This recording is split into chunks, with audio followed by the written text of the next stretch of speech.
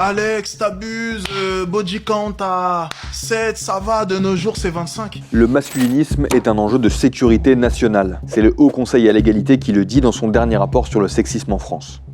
Cette étude, menée auprès de plus de 3000 personnes âgées de 15 ans et plus, rapporte l'existence de deux types de sexisme. Un paternaliste, perçu comme protecteur, et un autre hostile, plus violent et dangereux. C'est de ce sexisme-là dont se nourrit le masculinisme, lui-même constitué de plusieurs mouvances. Si on doit le définir rapidement, le masculinisme valorise une identité masculine traditionnelle et des valeurs viriles. Mais l'une des avancées de ce rapport, c'est qu'il quantifie les conséquences de la propagation des idées masculinistes. Par exemple, dans les relations intimes. Dans le baromètre de l'étude, 24% des hommes considèrent normal qu'une femme accepte un rapport sexuel par devoir ou pour faire plaisir à son partenaire. 17% pensent qu'une femme peut changer d'avis après avoir dit non.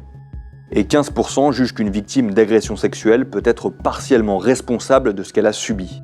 Le rapport rappelle aussi que le masculinisme peut conduire à des passages à l'acte violents. Au Canada, des attaques incel, une des branches du masculinisme, ont été qualifiées d'actes terroristes.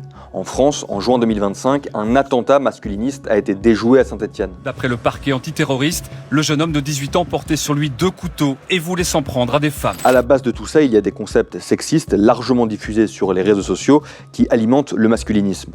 C'est par exemple le cas du terme body count, popularisé sur TikTok notamment.